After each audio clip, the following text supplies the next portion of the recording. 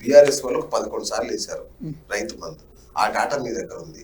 2-3 సార్లు ఇప్పుడు ఈ మధ్య కాలంలో సర్వేలు, మొన్న సమగ్ర కుటుంబ సర్వే కూడా ఇన్ని డేటాలు ఉన్నాయి కదా, అందులో కూడా వాళ్ళు రాశారు ఎన్ని ఎకరాల భూమి ఉంది, ఎంత విస్తీర్ణం ఉంది, మీరు ఏ పార్టీ వాళ్ళు, ఇట్లాంటి డాటా కూడా ఉంది అందులో. అన్ని ఉన్నాయి. ఇది ఒకటే కాదు, కేంద్ర ప్రభుత్వం కేంద్ర ప్రభుత్వం కూడా 6,000 రూపాయలు సంవత్సరానికి వేస్తా ఉంది. అది కూడా డేటా క్లియర్ గా. ఎకరానికా రైతు సంబంధం ఎకరానికి ఇస్తారా?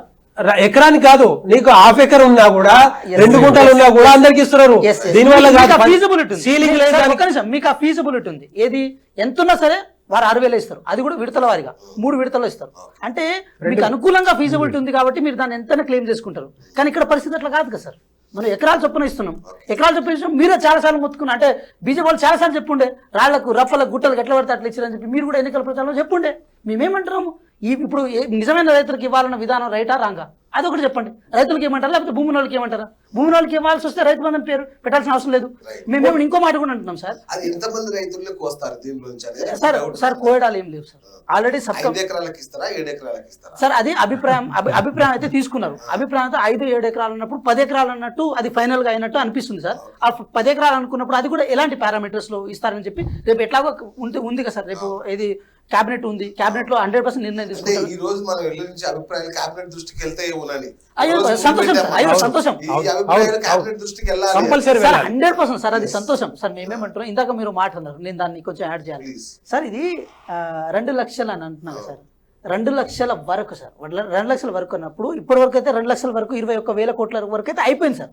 తర్వాత ఏదైతే ఉందో దానికి ఒక కటాఫ్ అంటే బడ్జెట్ ఎంతున్నా సార్, 10,000 అయినా లేకపోతే 20,000 అయినా ఏదైనా సరే ఒక కటాఫ్ డేట్ పెట్టి, ఇప్పుడు సపోజ్ ఒక మన దగ్గర ఒక 1,000 కోట్ల బడ్జెట్ ఉందనుకోండి సార్. ఆ 1,000 కోట్ల బడ్జెట్ ఉన్నప్పుడు ఈ అంటే 2,10,000 రూపాయలు ఎవరైతే ఉన్నారో ఆ 1,000 కోట్ల లోపు ఉన్నారనుకోండి, వాటిని క్లీన్ చేసేయాలి. లేదు సార్, దాని అర్థం ఏంటి సార్? 2 లక్షల వరకు ఇంతవరకు అయిపోయింది సార్. 2 లక్షల వరకు మీరు ఒకసారి ఆ మార్జిన్ పెట్టండి. తర్వాత ఏదైతే ఉందో అది కావాల్సింది. అయితే బీఆర్ఎస్ వాళ్ళు ఏమంటారు, 2 లక్షల వరకు కూడా ఇవ్వలేదు, సగం మందికి వచ్చిందని కదా వాళ్ళు. లేదు సార్. ఇప్పుడు నేను ఒకటి అడుగుతున్నాను సార్. ఇప్పుడు ఒక ఊరికి కేటీఆర్ గారు మొన్న కామెంట్, నేను ఏ ఊరికన్నా తీసుకపో, మీ ఊరికన్నా వస్తా, నేను రేవంత్ రెడ్డి స్వగ్రామంలో కూడా అడుగుదాం, అందరికి వచ్చిందా, రుణమాఫీ అయ్యిందా లేదా కనుక్కుందాం అని ఆయన మాట సార్. సార్ నేను ఒకటి అంటున్నాను సార్, 31,000 కోట్ల వరకు అనుకున్న కాడ 21,000 కోట్ల వరకు అయితే అయింది. అంటే మిగతా కావాల్సి ఉందని అంటున్నాం మేము, లేదని మేము అంటలేము. కానీ ఏంటి, బడ్జెట్ని దాంతోపాటు మనం ఏదైతే అప్లికేషన్స్ ఉన్నామో, ఏది అగ్రికల్చర్ ఆఫీసర్ దగ్గర ఏదైతే అప్లికేషన్ తీసుకుని కొన్ని టెక్నికల్ ఇష్యూస్ ఉన్నాయి, కొన్ని వివిధ అంశాలు ఉన్నాయి, ఆటోమేటిక్గా ఉండే సార్. నేను ఒకటే అడుగుతున్నా సార్, సూటిగా పివి రెడ్డి గారిని ఒక మాట నేను డైరెక్ట్గా అడుగుతున్నాను. మీ బీజేపీ పాలిత రాష్ట్రాలు ఏదైనా కావచ్చు కాక, అది మధ్యప్రదేశ్ కావచ్చు, రాజస్థాన్ కావచ్చు, ఛత్తీస్గఢ్ కావచ్చు, ఏదైనా కావచ్చు, ఏ రాష్ట్రంలోనైనా, అంటే ఉత్తరప్రదేశ్ అయినా చూసుకోండి సార్, ఎంత పెద్ద రాష్ట్రం కాబట్టి చెప్తున్నాను. ఉత్తరప్రదేశ్లోనైనా సరే 1 సంవత్సరంలో 21,000 కోట్ల వరకు రుణమాఫీ పేరుతో రైతులకు కట్ చేసిన సందర్భం ఉండేనా? మీరు అంటే ఉండని చెప్పండి, అప్పుడు నేను ఎవరు మూసుకుని ఉంటాను. హామీ ఇవ్వలేదు కదా. హామీ చేసినాం కదా సార్. 1 ఇయర్ లో చేసినాం సార్. లేదు సార్, 1 ఇయర్ లో సార్ మేము 1 ఇయర్ లో చేసినాం. మాకు అంటే ఉన్న అవకాశాన్ని రైతుల కోసం ఖర్చు చేసే విషయం ఎక్కడ చేసే విషయంలో పోలే. మీరు దాన్ని అప్రిషియేట్ చేసినా చేయకపోయినా ఉన్న వాస్తవం అయితే అది. Yes, you can pressure that. ఇంకా మిగతా చేయాలని చెప్పండి, 100% చేస్తాం. రైతులు చేస్తున్నాం కదా సార్. ఏదో ఆదాయానికి అంబానికి అయితే చేస్తున్నాం కదా, పెట్టుబడిదారులకు చేస్తున్నాం కదా, రైతులకు చేస్తున్నాం. మీరు మాట అన్న కూడా అనిపించుకొని చేయడానికి కూడా మేము సిద్ధంగా ఉన్నాం సార్. సో అంటే ఇప్పుడు చాలా మంది ట్యాక్స్ పేయర్స్ కానీ, ప్రభుత్వ ఉద్యోగాలు ల్యాండ్స్ ఉన్న వాళ్ళకి కానీ, ఇంకొక దాదాపు ఒక 20 కేటగిరీస్ ఏదో బయటికి తీసి చాలా మంది వరకు ఈ గ్రూప్ 1, గ్రూప్ 2 ఆఫీసర్స్, మాజీ ప్రజాప్రతినిధులు, మాజీ ఆఫీసర్స్, అదేవిధంగా ఎమ్మెల్యేలు, మినిస్టర్స్, ఎమ్మెల్సీలు అందరికైతే కటాఫ్ చేయాలన్న ఆలోచన అయితే ఉంది సార్. ఇది 100% జరుగుతుంది. నేను ఏమంటున్నా, రాజకీయాలకు ఖచ్చితంగా దీన్ని మనం కోరుకోవాలి కూడా. ఇప్పుడు సరే మిగతా విషయాలు ఏదైనా లూప్ హోల్స్ ఉన్నా ఇంకేదైనా కూడా చర్చలో పెట్టాలి. ఎన్నికల ముందు ఆ మాట ఎందుకు చెప్పలేదు? మేము కొంతమందికే ఇస్తాము ఉద్యోగాలు. ఇప్పుడు ఇవ్వమంటారా? 2 లక్షల రూపాయలు మల్లారెడ్డి గారికి ఇచ్చినట్టు అందరికి ఏమంటున్నా? ఎన్నికల ముందు ఏం మాట అన్నారు, ఇప్పుడు ఏం మాట చేస్తున్నారు? ఇప్పుడు వీళ్ళు చేస్తున్న కార్యక్రమం చంపాలంటే అది పిచ్చి కుక్క అని ప్రచారం చేస్తే మనం చంపకుండా వేరే వాళ్ళు చంపుతారు. ఆ ఉద్దేశంతో రైతు బంధు అనేదాన్ని ఇదిగో విచ్చలవిడిగా జరిగిపోయింది. ఇట్లా భూములు లేని వాళ్ళకు, రాళ్లకు, రప్పలకు ఇచ్చారు. రైతు బంధు కూడా ఇచ్చారు. ఇప్పుడు సార్ ఒక మాట అన్నారు, లేదండి, ఆర్థిక పరిస్థితి బాగాలేదు, అందుకే కొన్ని లేట్ అవుతున్నాయి లేదా సార్ చెప్పినట్టు అన్నారు. నేను అన్నాను 10 సంవత్సరాలు ఇప్పుడున్న ఆర్థిక శాఖ మంత్రి బట్టి విక్రమార్కే ప్రతిపక్ష నాయకుడు కాంగ్రెస్ పార్టీ నుండి.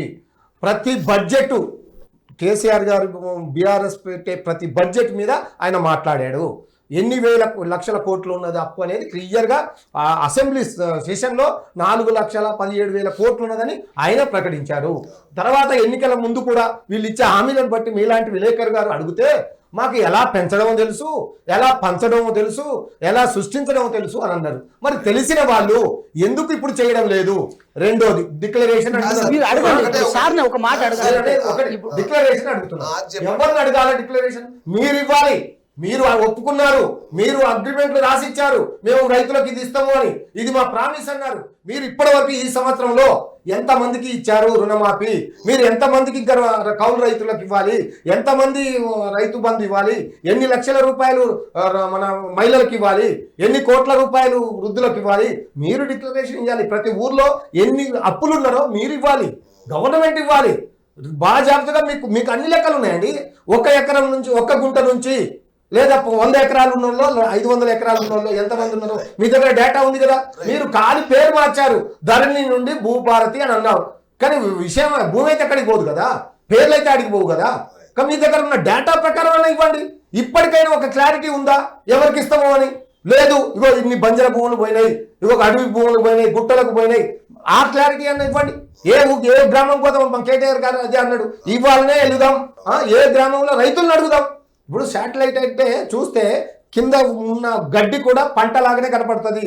కాబట్టి దానివల్ల ప్రాబ్లం అవుతుంది. ఇచ్చిన యాప్ ఒకటి ఇచ్చారంట. యాప్ ఎట్లా అంటే మెజర్ చేస్తా అంటే వాళ్ళు పొలానికి మధ్యలో నట్టను అడిగి పోయి నిలబడాలంట. పొలం మధ్యలో నిలబడితే మాత్రమే అది మెజర్ చేస్తుందంట.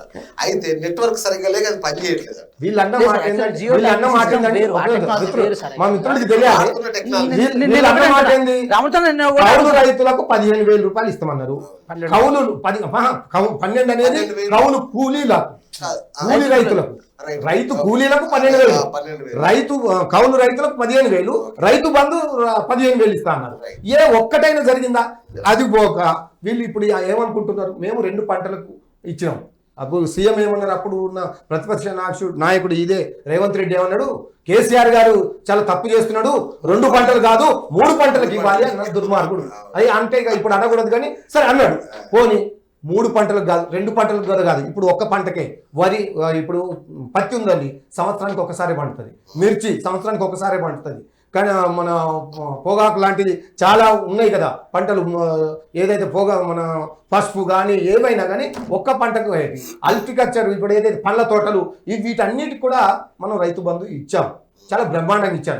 వీటిని ఎగ్గొట్టడం వల్ల ఇప్పుడు వీళ్ళు చెప్పే 22,000 కోట్లు ఏంటి అంటే గవి 2 పంటలకు ఇచ్చాము కాబట్టి మీరు 2 పంటలకు ఎందుకు ఇస్తున్నారు? ఇవన్నీ తగ్గించి ఏదో చూపెట్టి అదైనా చేయండి. మరి మీరు 1 పంట పండేటాలకు 1 పంట. ఇప్పుడు రైతు అంటే నాకు కూడా 10 ఎకరాలు ఉందండి, నేను ఇక్కడ ఏదో చిన్నపాటి ఉద్యోగం చేసుకుంటున్నా, చేసుకోకూడదండి? అంటే నేను రైతు కాదా? అంటే ఇది ఎక్కడ అన్యాయమండి?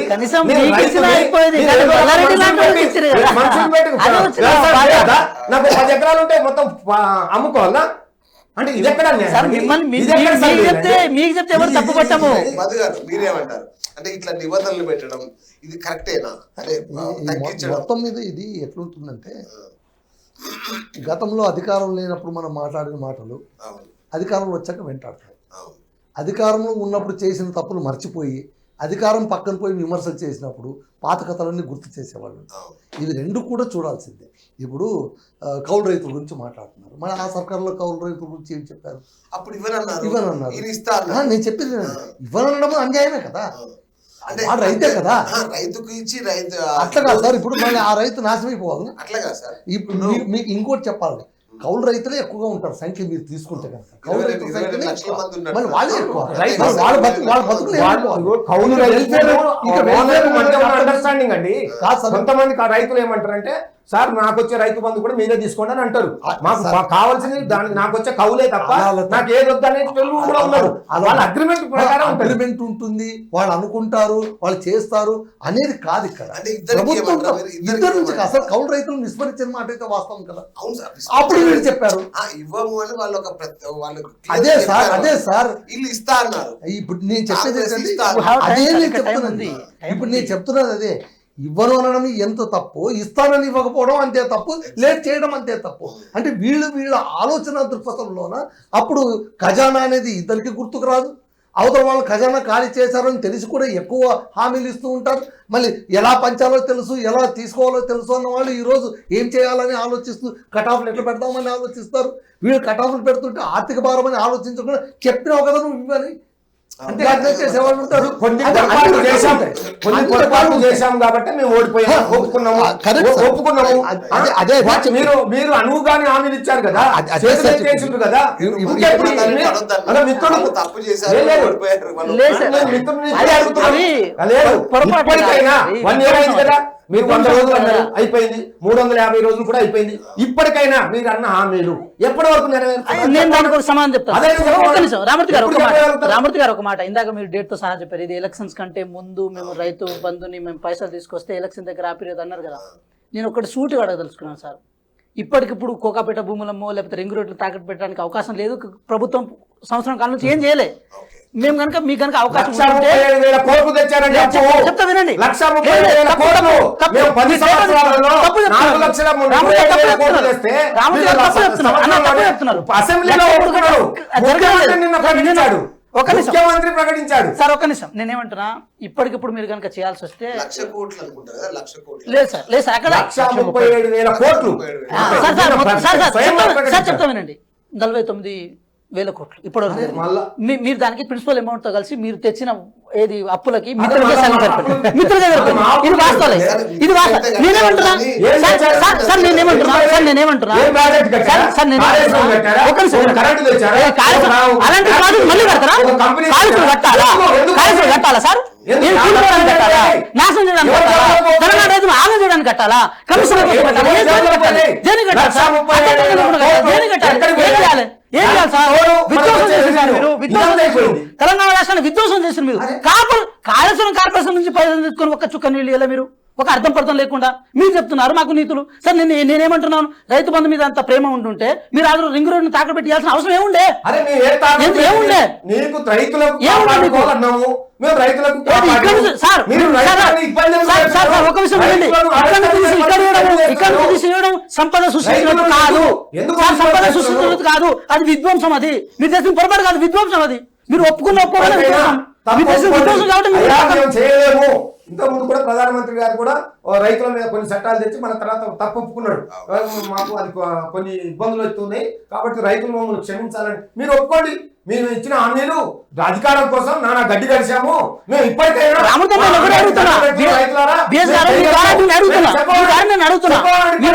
10 సంవత్సరాల కాలంలో ఒక్క సంవత్సరంలో రైతుల కోసం ఇన్ని వేల కోట్లు ఖర్చు పెట్టినట్టు కనుక చేస్తే మీరు ఒప్పుకుంటే నేను తప్పు ఒప్పుకుంటా, తప్పు చేస్తే ఒప్పుకుంటా. సార్ మేము సంవత్సరాలు చేసినాం కదా, అది కదా మా గొప్పతనము. చెప్పుకోవడం మేము ఫెయిల్ అవుతున్నాం అంతే. మా నిజాల కంటే మీ అబద్ధాలు బయటకు వెళ్తున్నాయి అంతే. నేను ఏమంటున్నానంటే, ఇప్పుడు వీళ్ళు కాంగ్రెస్ పార్టీ ప్రభుత్వం రాకముందు ఈ విషయాలన్నీ కూడా, ఈ గైడ్ లైన్స్ అన్ని కూడా చెప్పలేదు. వచ్చిన తర్వాత ప్రతిదాన్ని కూడా మార్చుకుంటూ, ప్రతిదానికి ఒక కండిషన్స్ పెట్టుకుంటూ, రూల్స్ పెట్టుకుంటూ రైతుల్ని మోసం చేసే ప్రయత్నం ఏమైనా చేస్తున్నారేమో అని ఆలోచన. ఎందుకంటే రుణమాఫీ ఏ విధంగా ఎగ్గొట్టిర్రో ఇప్పుడు దాని గురించి ఎవరు మాట్లాడలేదు. మనం మీడియాలో మాట్లాడుతున్నాం, రైతుల గురించి మనం పోరాటం చేస్తూ ఉన్నాం. కానీ బయట మాత్రం రైతులకి పట్టించుకుంటూ ఎవరు లేరు. ఫర్ ఎగ్జాంపుల్ ఎంఆర్ఓ ఆఫీస్కి పోతే ఇది చెప్తారు వాళ్ళు, కావట్లేదు, ఇట్లా ఉన్న ఇష్యూస్ ఉన్నాయని చెప్పేస్తారు. వాళ్ళు ఏం చేస్తారు? ఏం చేయలేని పరిస్థితి. నేనేమంటున్నా అంటే 2 లక్షల రుణం తీసుకున్న వాళ్ళు 15,000 రూపాయలు 10,000 రూపాయలు వడ్డీ అవుతుంది. వాళ్ళకి ఏసీ ఇప్పటివరకు రాలేదు. అది ఇప్పటివరకు రాలేదు. నేను చెప్తున్నాను కదా, ₹1 ఎక్స్ట్రా ఉన్నా కూడా, ₹1 ఎక్స్ట్రా ఉన్నా దాన్ని లిమిట్ పెట్టి అంతవరకే కట్ చేసేసారు. సో వాళ్ళందరికీ కూడా రాని పరిస్థితి నాకు తెలిసినంతవరకు. వాళ్ళు ఏమనుకుంటారు అంటే వీళ్ళకి ఆ రైతుకి చెప్పిన question మరి 5 ఎకరాలు ఉందో చేయలేదు. 10 ఎకరాలు ఉందో ఏ రాష్ట్రంలో ఇట్లా కనీసం అట్లా ఆంధ్రప్రదేశ్లోనైనా ఇంతవరకు ఇంప్లిమెంట్ రాష్ట్ర గురించి మేము మాట్లాడే తెలంగాణ రాష్ట్ర గురించి మాట్లాడుతున్నాం. ఒకటే మేము తెలంగాణ మేము ఇవ్వలే కదా, మేము ఎక్కడ ఇవ్వలేదు హామీలు. మీలాగా ఓట్ల కోసం మేము ఇవ్వలేదు, ఓట్ల కోసం మేము ఇవ్వలేదు, ఓట్లు అడ్డుకోవడానికి ఇవ్వలేదు మేము. వాళ్ళు చేసి ఉన్నారని అడుగుతున్నా నేను, వాళ్ళు చేసిన ఎలా అడుగుతున్నా నేను, ఎక్కడ ఇంప్లిమెంట్ చేసిరని అడుగుతున్నా నేను. మేము ఇవ్వము, మేము ఇవ్వలేదు, మేము చెయ్యం కూడా. మేము ఇవ్వలేదు కదా, మేము 16 రాష్ట్రాల్లో అధికారంలో మేము హామీ ఇవ్వలేదు, కానీ మేము చెయ్యం కూడా. నేను చెప్తా దానికోసం అని చెప్పి. రైతులకు ఏం చేయాలో నేను చేస్తున్నాం. ఇందాక చెప్పాను కదా, రైతులకు ఏం 75% చేయాలో మేము రైతుల చేస్తున్నాం. ఆత్మహత్యల కారణం రుణభారం అని చెప్పి తెలిసిన తర్వాత కేంద్ర ప్రభుత్వం ఇచ్చిన రిపోర్ట్ మేము ఇంప్లిమెంట్ చేసినాం. ఎస్, మాకు చిత్తశుద్ధి ఉంది. మీరు చేశారు ఎక్కడైనా? తెలుసు కదా మీకు, మీ కేంద్ర ప్రభుత్వం ఇచ్చే రిపోర్టే కదా అది. మీ వ్యవసాయ శాఖ మంత్రి శివరాజ్ సింగ్ వాళ్ళు ఇచ్చే రిపోర్టే కదా. మీరు చేశారు ఎక్కడ ఇంప్లిమెంట్? మరి మా రాష్ట్రం మిగతా రాష్ట్రాలు అన్ని చోట్ల ఉండే కదా, కానీ మేము ఇంప్లిమెంట్ చేస్తాం. అప్రిషియేట్ చేయండి, మా రాష్ట్ర ప్రభుత్వాన్ని అప్రిషియేట్ చేయండి. మీరు ఎందుకు చేస్తలేరు? బీఆర్ఎస్ పాలనలో 10 సంవత్సరాలు రైతులకు స్వర్ణయుగం, ఇది కాగ్ నివేదికలు కానీ కేంద్ర ప్రభుత్వమే ప్రకటించింది, అవార్డులు ఇచ్చింది. మరి వీళ్ళు వచ్చిన తర్వాత ఎందుకు రైతులు ఇంతగానో ఇబ్బంది పడుతున్నారు? మీరు చేయాల్సింది ఏదో చెప్పండి. చెప్పిరు, హామీలు ఇచ్చారు, వాటిని నెరవేర్చండి. ఇప్పటికైనా నెరవేరుస్తారా లేదా? అసలు రైతు బంధు ఇస్తారా ఇవ్వరా? రేపు అది కూడా క్లారిటీ లేదు. సంక్రాంతి ఇస్తున్నామని చెప్పారు సార్. సంక్రాంతి ఇస్తున్నామని చెప్తున్నారు. నిజమైన రైతులు సంక్రాంతి తర్వాత రైతుల మీద రాజకీయం చేయడానికి మీకు అవకాశం దొరకదు రామూర్తన్న. రైతులకి అవకాశం రైతులను రాజులు చేయాలని కేసీఆర్ గారి ప్రభుత్వం బ్రహ్మాండంగా నీళ్లు ఇచ్చింది, కరెంట్ ఇచ్చింది, సబ్సిడీలు ఇచ్చింది, రైతు బీమా చేసింది, రైతు బంధు ఇచ్చింది, రైతు రుణమాఫీ చేసింది. కానీ వీళ్ళు వచ్చిన తర్వాత ఒక్కటైనా ఏ రైతన్నా ఒక్కటి రైతే కాదండి, ఈ రాష్ట్రంలో ఉన్న ఏ వర్గం కూడా సాటిస్ఫై లేదు. అందరూ కూడా మార్పు కోసం ఓటేస్తే ఏడుపు తప్ప ఈ రాష్ట్రంలో ఎవరికి ఏమి మిగలేదు. ఎక్కడ కూడా